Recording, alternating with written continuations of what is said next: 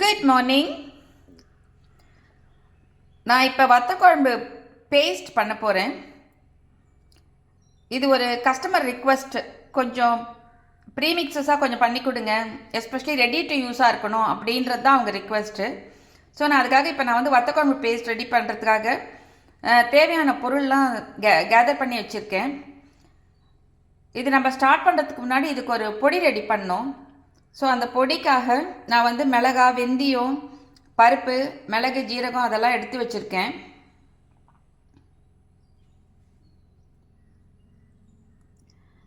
இதுக்கு தேவையான புளியும் ஊற போட்டாச்சு.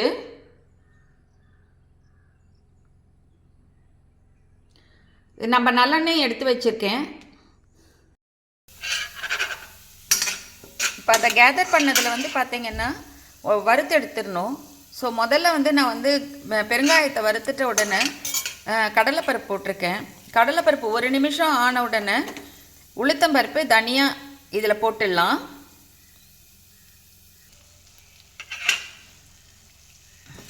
இப்போ நம்ம வந்து உளுத்தம்பருப்பும் தனியாவும் வந்து இதில் ஆட் பண்ணியாச்சு.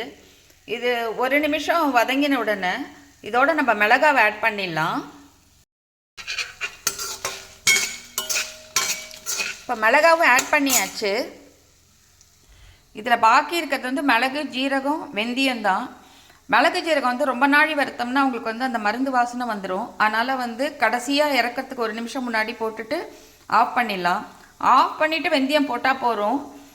இந்த கடாயோட சூட்லேயே வந்து வெந்தயம் வறுபட்டுரும். வெந்தயத்தை ரொம்ப நேரம் வறுத்தோம்னா வந்து உங்களுக்கு வந்து கசந்து போயிடும். இப்போ போட்ட பொருளாக நல்லா வறுபட்டுடுத்து நான் ஸ்டவ் ஆஃப் பண்ணிவிட்டு இப்போ மிளகு, ஜீரகம் போட்டிருக்கேன். இந்த சூட்லேயே அது வறுபடுறதே போகும். வெந்தயமும் ஆட் பண்ணியாச்சு. இது அப்படியே வச்சிட்டோம்னா இது ரூம் டெம்பரேச்சர் வரத்துக்குள்ளே அந்த மிளகு, ஜீரகமும் நல்லா வறுபட்டுரும்.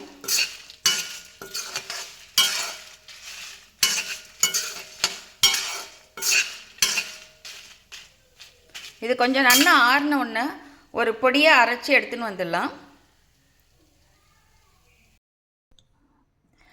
இப்போ நம்ம வறுத்து வச்ச பொருள்லாம் நல்லா அரைச்சின்னு வந்துட்டோம்.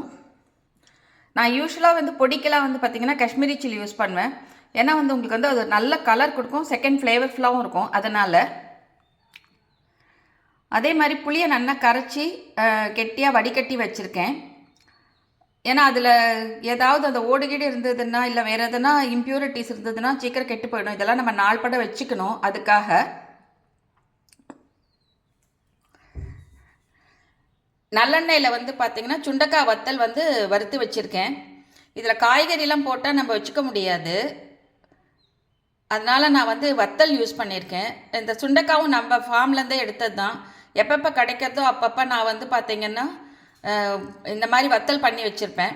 இது வந்து குழம்புக்குன்னு பண்ணது. ஸோ இதில் வந்து நம்ம தயிர் சேர்க்க மாட்டோம்.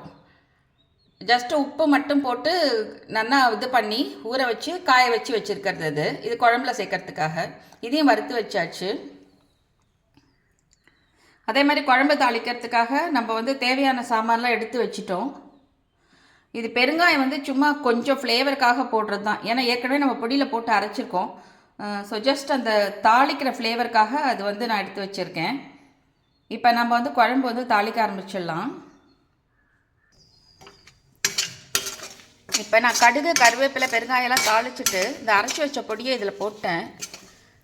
இந்த டைமில் வந்து பார்த்திங்கன்னா ஒன்று வந்து ஸ்டவ்வை வந்து சிம்மில் வச்சுக்கணும். எனக்கு வந்து இது வந்து ஸ்டீல் கடாயின்றதுனால நான் வந்து ஆஃப் பண்ணவே பண்ணிட்டேன். இது கனமாக இருந்தாலும் அந்த சூடு ஜாஸ்தி இருக்கும். அதனால் நான் ஆஃப் பண்ணவே பண்ணிட்டேன். இது கொஞ்சம் கலர் மாறணும்.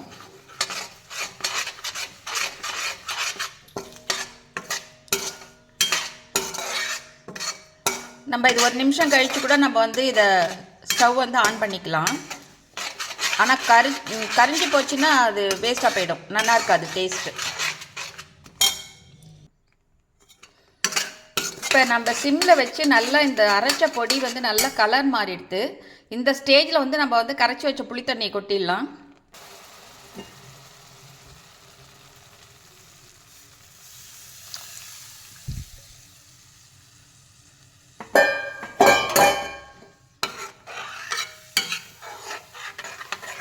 இதோட நம்ம வந்து ஒரு டீஸ்பூன் வந்து மஞ்சள் பொடி சேர்த்துட்டு இது ஒரு 3-4 மினிட்ஸ் கொதிக்கட்டும். அதுக்கப்புறம் நம்ம வந்து இதில் வந்து உப்பும் வெல்லமும் சேர்த்துடலாம்.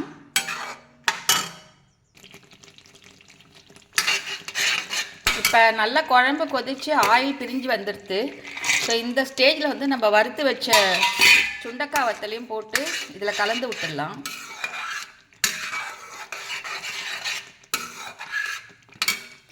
இதில் ஏற்கனவே எண்ணெய் பிரிஞ்சு வந்திருக்கு, இருந்தாலும் நம்ம கொஞ்சம் எண்ணெய் சேர்க்க தான் செய்யணும். மேலோட எண்ணெய் இருந்தால் தான் வந்து இது கெட்டு போகாமல் இருக்கும்.